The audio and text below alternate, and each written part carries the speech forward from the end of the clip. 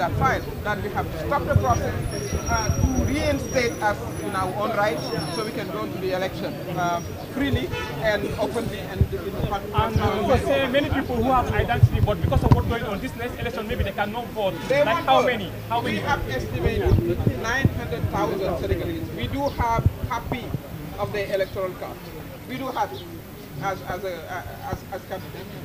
And when we went for the control, the file, the software decided that they are nowhere to be found. Nowhere to be found. But we do have copy of the electoral card. So we are heading to a mess. We are heading to an electoral mess. So according to us, this process has to stop. This process has to be improved. We have to put Usman Sonko back in the process because he had 2 decisions from the court saying that it should be part of the process. It's been put aside. Ourselves, we have been stolen. Our sponsorship called Paragon has been stolen. They have disappeared overnight. We left our USB key in the premises of the Constitutional Council. So what happened? 9 candidates, they came and they were stayed during the control that we cannot open up your USB card. Why did you do it? Thank you. Well, you should ask the constitutional.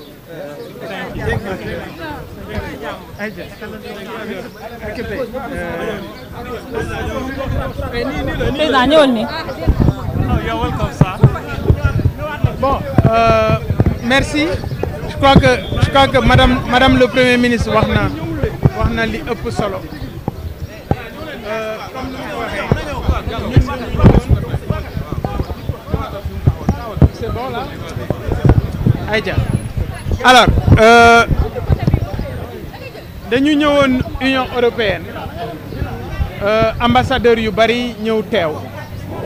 Ñu yëgal leen li xew Sénégal.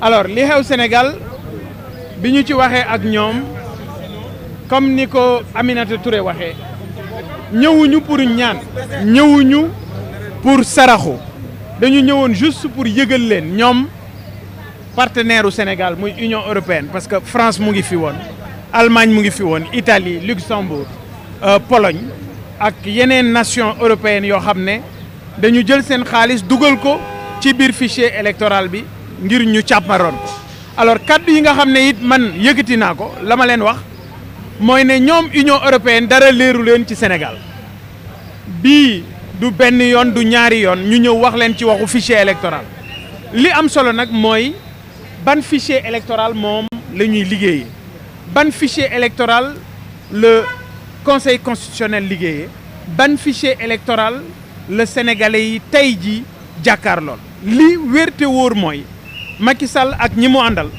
am nañu càmbar goo xam ne ñu ngi nekk di segg nañu ay candidat jëmuñu ci élection ab sélection la ñu nekk di def loolu problème yu ci nekk yëkkati nañ ko teg ko ci taabal ji kenn nag dong moo mën a dakkal li parce que fi ñu jëm mooy ay prémices su chaos électoral maanaam président bi nu nattafal dana doon koo xam ne kuy am jafe-jafe la ci wàllu légitimité élection boo xam ne dañu tànn ña cay dem élection boo xam ne ñu ëpp doole ci biir opposition bi dégg ngeen ko léegi wax nañu ko dañu leen ca beddi ñi nga xam ne ñooy les antisystèmes ñi woote ne système bii daf fi war a jóge booy xool ci réew mi daanaka ñaar la ñu koy incarné Ousmane Sonko la ak Bougane ñooñu nattunoo bokk ci élection yi jàpp nañu ne li xew musiba la li xew gàcce la pour Sénégal li xew gàcce la pour bépp doom ci Sénégal boo xam ne sa yéene moo doon Sénégal ñu continuer di ko tudd ci réew yi nga xam ne dañu yore taarixu démocratie réew yi nga xam ne dañu yàgg wane seen bopp ci taxawaay ci wàllu démocratie malheureusement Macky Sall ak ñi mu àndal ñoom deltu ginnaaw la ñu gën a liggéey ci réew mi liberté démocratique yi bafoué nañ ko jël nañu nit ñi dugal leen ci kaso yi élection bi def nañu ko sélection léegi nag fi ñu jëm mooy daj dëpp gi daj dëpp googu du lenn lu may dugal réew mi ci musiba moo tax ñu koy interpeller moom Macky Sall amul droit indi kaw ci Sénégal Macky Sall amul droit indi jafe-jafe ci Sénégal buux nañu ko sës ko ci meeru wis bi ba mu ngi dem na dem mais bu muy jéem a suuxal Sénégal jéem a suuxal Sénégal mooy indi fi situation boo xam ne situation bu inédite la. c'est pourquoi ñun ci collectif bi wax naa ko léegi bokk naa ci ñi ci gën a ndaw wala bu ma bokkul ci ñi ci gën a ndaw mais maa ci ëpp expérience ci parrainage lëbëj nañ ma 2019 lëbëj ma 2022 lëbëjaat ma 2023 mais li am solo mooy expérience boobu nga xam ne teg nañu ko ci table ji pour que kenn ku nekk mën a wax li nga xam ne moom nga dund teg ko ci table ji parce que bi ñu xaymaa toll na ci 900 000 sénégalais yoo xam ne dañu leen considérer comme ay non électeurs ñooñu ñu considérer comme ay non électeurs ay sénégalais lañu yoo xam ne am nañu seen carte d'identité am nañu seen numéro d'électeur am nañu seen bureau de vote waaw cin faqul bënnul la fa newoon jógu fa c'est parce que am na fu mu jaar électeurs yooyu toll ci 900 000 suñu taxawee ne Sénégal élection du fi am parce que amul force de l'ordre yu leen mën a téye bu ngeen fàttalikoo 2017 Touba ca Allié ba nit ñi jógee ne dañuy yàq bureau de vote ya 40 policiers ñoo fa nekkoon yàq nañu bureau de vote yi te mujjut fenn kon il faut pas ñu pousser sénégalais yi ci kaw moo tax ñu ñëw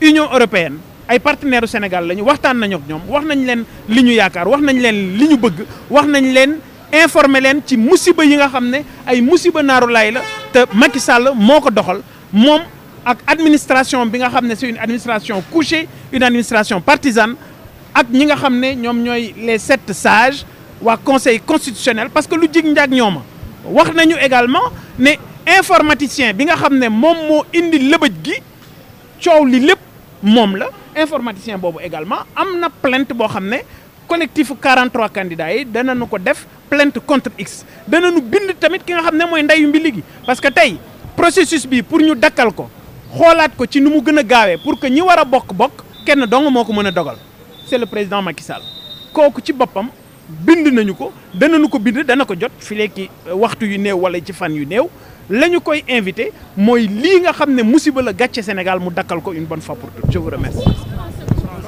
Alors on est venu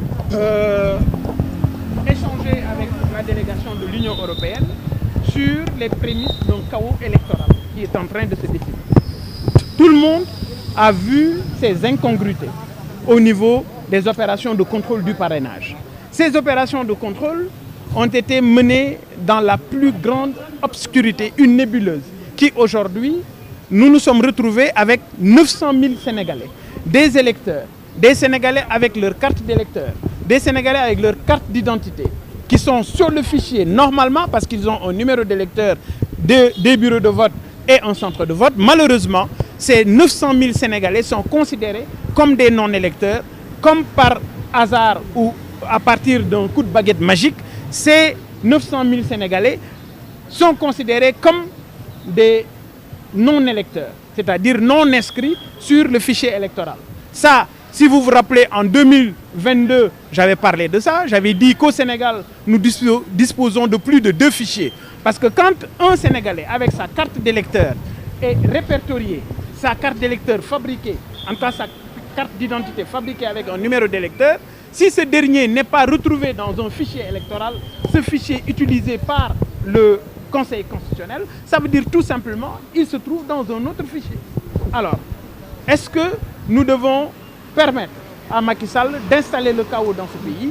On l'a poussé jusque dans ses derniers retranchements pour qu'il renonce à sa 3e candidature. Maintenant, il est animé d'une mauvaise volonté, c'est-à-dire installer le chaos. Et ça, nous ne l'accepterons pas. C'est pourquoi nous sommes venus informer la délégation de l'Union européenne.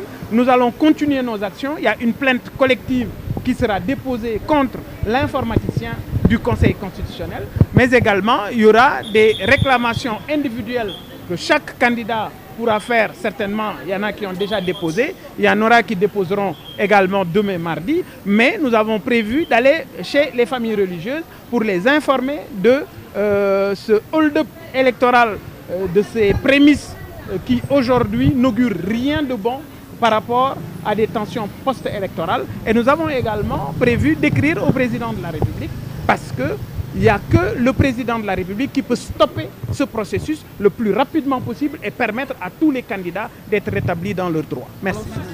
Si le Conseil constitutionnel, donc, vous faites la sourde jusqu'après la sortie officielle des listes des candidats, alors qu'est-ce que vous allez le faire à nous? Alors, je laisse Mansour. D'accord.